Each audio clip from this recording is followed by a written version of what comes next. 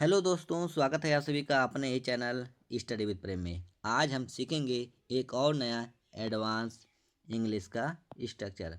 इसमें हम सीखेंगे ऐसे वाक्य जहाँ पर कर्ता खुद कोई काम ना करके किसी से करवाता है। जैसे कि वह मुझे हंसाता है, वह मुझे रुलाता है, उसने मुझे दौड़ाया, माँ मुझसे कमरा साफ करवाती है, उसने मुझसे गाना गवाया। तो अब यहाँ पर कर्ता कोई काम खुद ना करके किसी से करवा रहा है। जैसे कि वह मुझे हंसाता है, खुद हंसता नहीं है।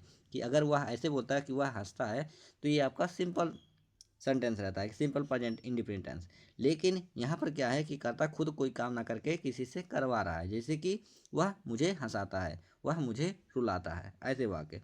तो आज हम इन्हीं का इंग्लिश में ट्रांसलेशन करना सीखेंगे। तो चलिए शुरू करते हैं। तो यहाँ पर क्या है कि किसी से कोई काम करवाया जा रहा है, तो इसके बारे में और डीपली में सीख लेते हैं कि जब कोई व्यक्ति किसी दूसरे व्यक्ति से कोई काम करवाता है या किसी को कोई काम करने के लिए मजबूर करता है, तो ऐसे वाक्यों में हम इंग्लिश में मेक एक हेल्पिंग वर्ब की तरह काम करता है।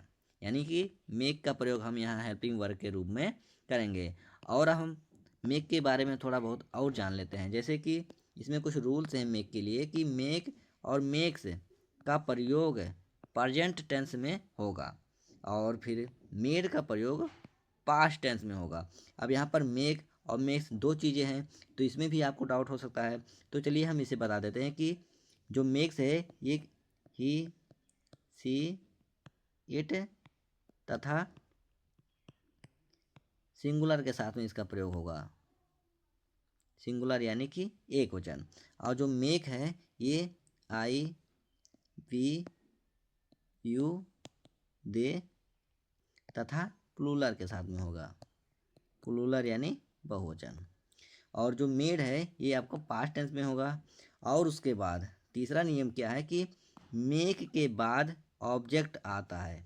ऑब्जेक्ट क्यों, आप पर्सन भी कह सकते हो, क्योंकि यहाँ पर हर कोई सजीव ऑब्जेक्ट रहेगा। जैसे कि मे, मी, हिम, हर, अस, देम। यानी कि आप ऑब्जेक्ट के स्थान पर पर्सन भी यूज कर सकते हैं।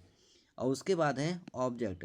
और ऑब्जेक्ट यानी कि पर्सन के तुरंत बाद में क्या आएगा, वर्ब की फर्स्ट फॉर्म। और चलिए अभी हम इसका स्ट्रक्चर देख लेते हैं। तो स्ट्रक्चर है कि सबसे पहले हम लिखेंगे सब्जेक्ट, उसके बाद मेक, मेड या फिर सॉरी मेक, मेक्स या फिर मेड लिखेंगे। और ये तीनों हम लिखेंगे सेंटेंस के हिसाब से कि प्रेजेंट का है कि पास्ट का है। और उसके बाद हम लिखेंगे तुरंत पर्सन या फिर ऑब्जेक्ट। यहाँ पर आप पर्सन भी कर सकते हैं। और उसके बाद में लिखेंगे वर्ब का फर्स्ट फॉर्म। और उसके बाद में अगर अदर वर्ड आएगा तो अदर वर्ड लिख देंगे। इतना है यह हमारा स्ट्रक्चर। तो चलिए अब हम एक एक वाक्यों का ट्रांसलेशन करके सीखते हैं कि कैसे हमें इंग्लिश में ट्रांसलेशन करना है। तो पहला वाक्य है कि वह मुझे हंसाता है। तो यहाँ पर कर्ता जो है कोई काम खुद ना करके किसी को हंसा रहा है, तो यहाँ पर कर्ता हो जाएगा ही। और अभी मैंने बताया कि ही, सी, इट के साथ में क्या लगता है, मेक्स।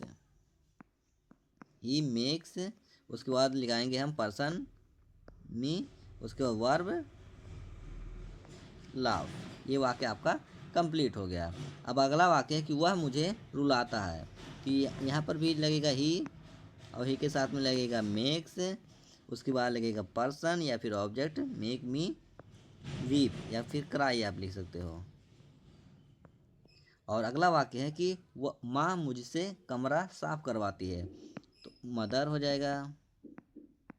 मदर एक वचन होता है तो यहाँ पर फिर लगेगा मेक्स, मेक्स उसके बाद लगेगा पर्सन, उसके बाद verb clean, the other word में हो जाएगा रूम। मेरी राइटिंग को आप थोड़ा बहुत मेहनत कर लीजिएगा।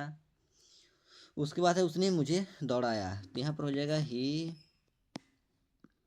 Makes me